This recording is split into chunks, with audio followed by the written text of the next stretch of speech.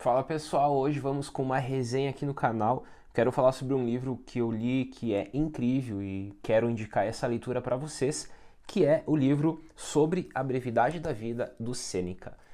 Antes de passar para a resenha, então, peço para vocês curtirem esse vídeo, se inscreverem aqui no canal e comentarem Filosofar é Preciso aqui nos comentários desse vídeo. Comentem isso se vocês gostam do conteúdo aqui do canal, comentem Filosofar é Preciso, porque isso contribui muito com o canal. Então, como eu disse, vamos com uma resenha nesse vídeo e também com essa indicação de leitura. Quem ainda não leu Sobre a Brevidade da Vida, com certeza é uma leitura super importante que faz a gente pensar sobre a nossa existência, sobre a nossa vida. Ela tem como tema central a questão do tempo e da felicidade. Então, Sêneca aqui vai discutir a questão do tempo, da vida breve, sobre a questão da temporalidade, da felicidade, das grandes questões que envolvem aí a existência humana a partir dessa noção do tempo e de como nós encaramos o tempo ao longo da nossa jornada. Esse livro aqui ele foi escrito no formato de cartas, ele indica isso na abertura, no primeiro capítulo, são cartas que ele escreve a Paulino, a Pompeio Paulino, que foi um funcionário público, membro da Ordem Equestre, responsável pela distribuição de grãos em Roma entre os anos de 48 e 55 d.C. Então, é Sêneca escrevendo cartas a Paulino. Nesse formato aqui, ele começa indicando isso no primeiro capítulo. E ele, nessas cartas, então, ele vai fazendo reflexões sobre a questão do tempo, sobre a questão da felicidade, sobre a questão da vida.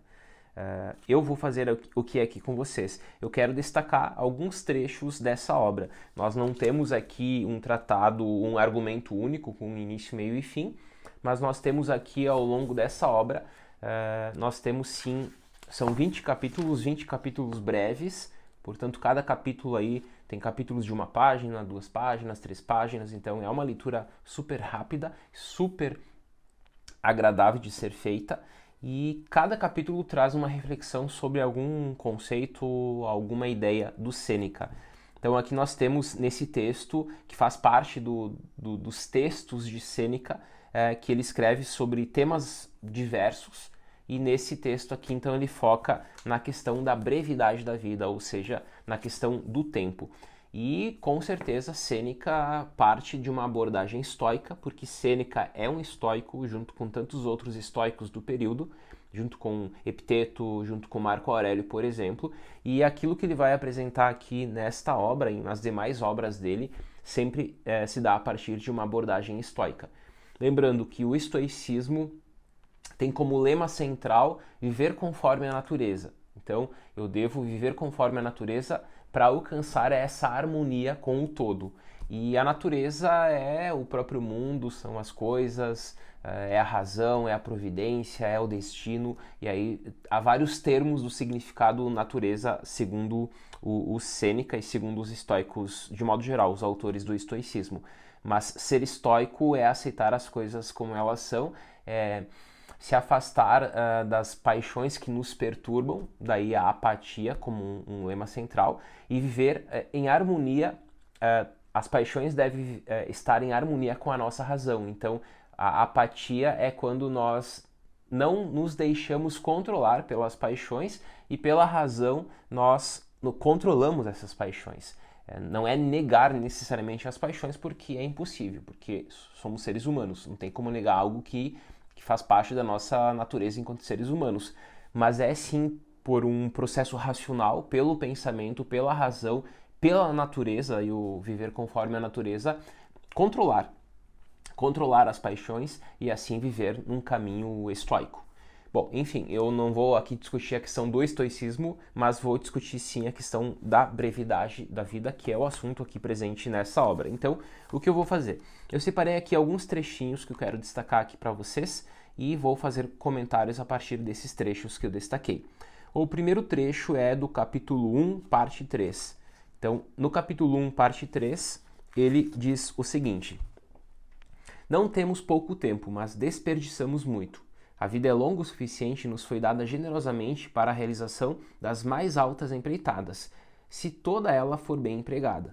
Mas quando se dissipa no luxo e na negligência, quando se gasta em nada de bom, só então, constrangidos pelo fim inescapável, sentimos que passou enquanto não percebíamos que passava.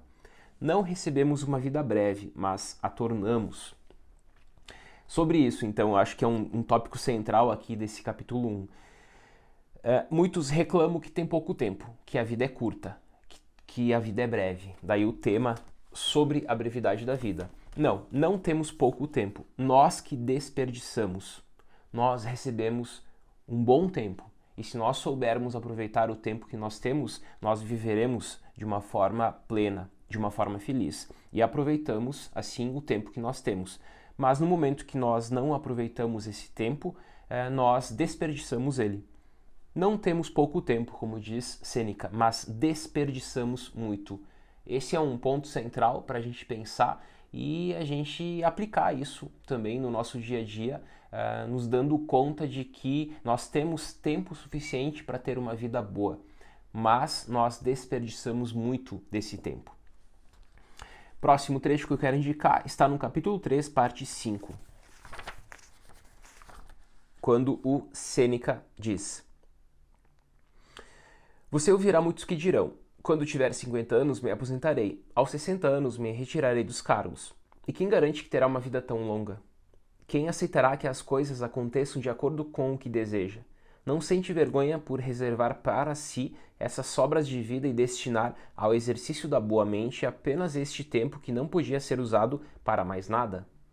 Quão atrasado é começar a vida quando a vida está para terminar?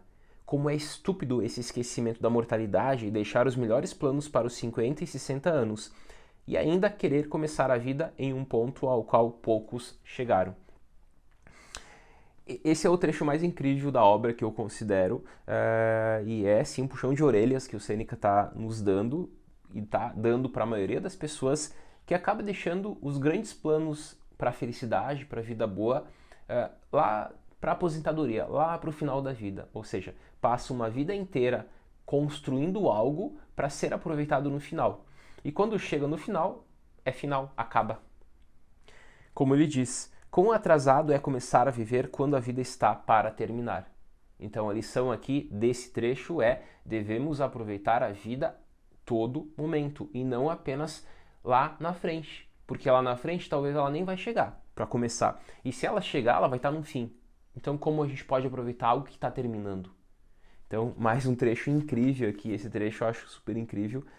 E com certeza, depois que eu li isso, me dei conta de algumas coisas, inclusive da minha vida, e pensei: calma aí, ele está totalmente certo. Vamos ter que repensar algumas coisas aqui. Então, deixo para vocês pensarem também sobre esse trecho. Próximo trecho que eu destaco aqui é no capítulo 8. Então, vamos para o capítulo 8, quando ele tem vários trechos aqui dentro do capítulo 8. Então, eu vou destacar alguns trechos aqui dentro desse capítulo. Brinca-se com a coisa mais preciosa de todas. Ninguém dá valor ao tempo. Usam dele largamente como se fosse grátis. Mas veja essas mesmas pessoas, quando doentes, agarrando os joelhos dos médicos, se um perigo de morte estiver se aproximando. Se fosse possível colocar à frente de cada um o número de seus anos futuros, da mesma forma como de seus anos passados, como tremeriam de medo ao ver quão poucos anos lhe restam, como poupariam. Ninguém lhe restituirá os anos, ninguém lhe devolverá de volta a si mesmo. Uma vez começada, a vida seguirá sem reverter ou restringir seu curso. Não fará tumulto e nem avisará sobre a sua velocidade. E ele continua dentro desse mesmo argumento. Ou seja, nós brincamos e nós desperdiçamos aquilo de mais valioso que nós temos, que é o tempo. E, consequentemente, a vida. Aquilo que nós temos e que vai terminar é aquilo que a gente não dá valor. A gente dá valor, sim, a muitas coisas, por exemplo, materiais, que a gente perde. Mas quando nós perdemos o tempo, parece que ele não tem valor e a gente não fica preocupado. Então, essa é a concepção aqui. Ninguém dá valor ao tempo. Usam dele largamente como se fosse grátis. E é a coisa mais valiosa que nós possuímos.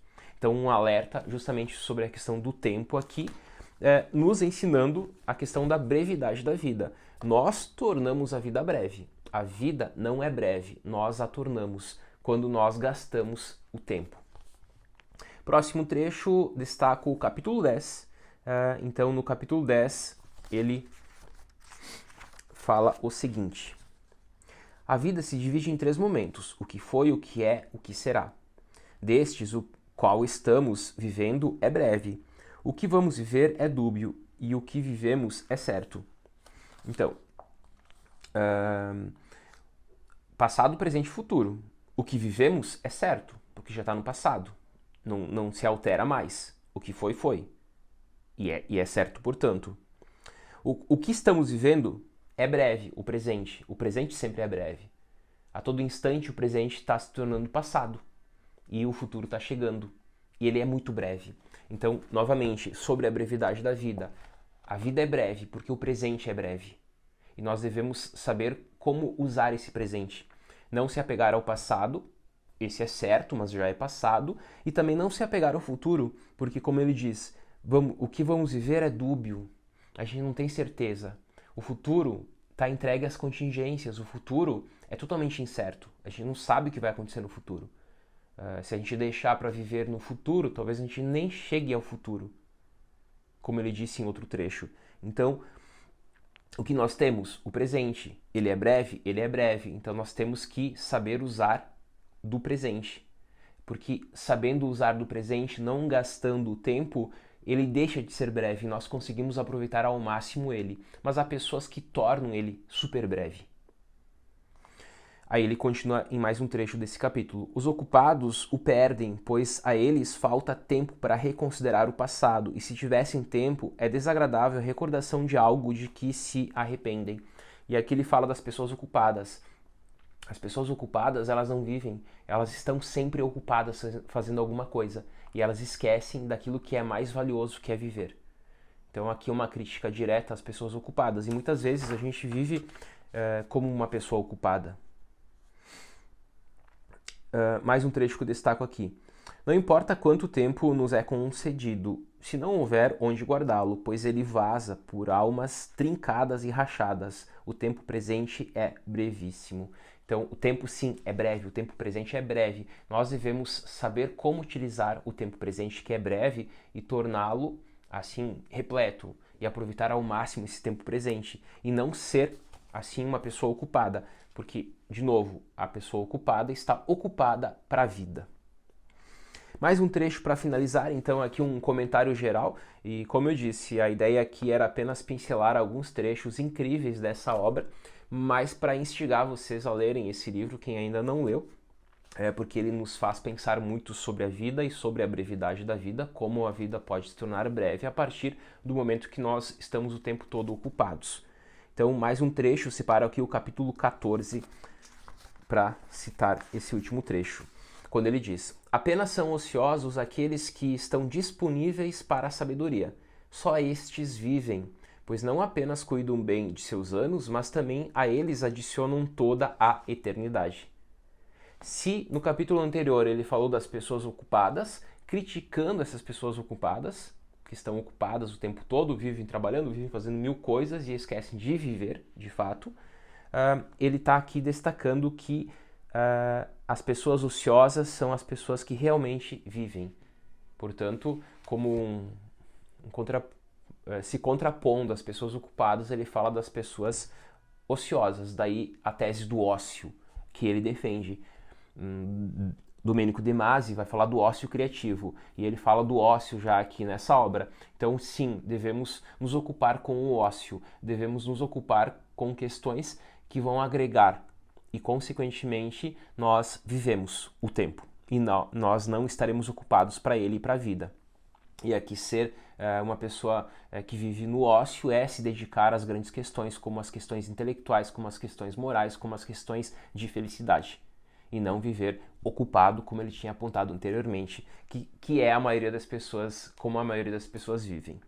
Enfim, pessoal, então temos aqui uma dica de leitura para vocês, alguns comentários a partir desse livro incrível, e se vocês chegaram até aqui nesse vídeo, até aqui no finalzinho, coloquem um emoji de coruja aí para saber quem chegou até o final, e comentem também aqui outras obras que gostariam que eu comentasse aqui no canal, certo? Um forte abraço e até mais.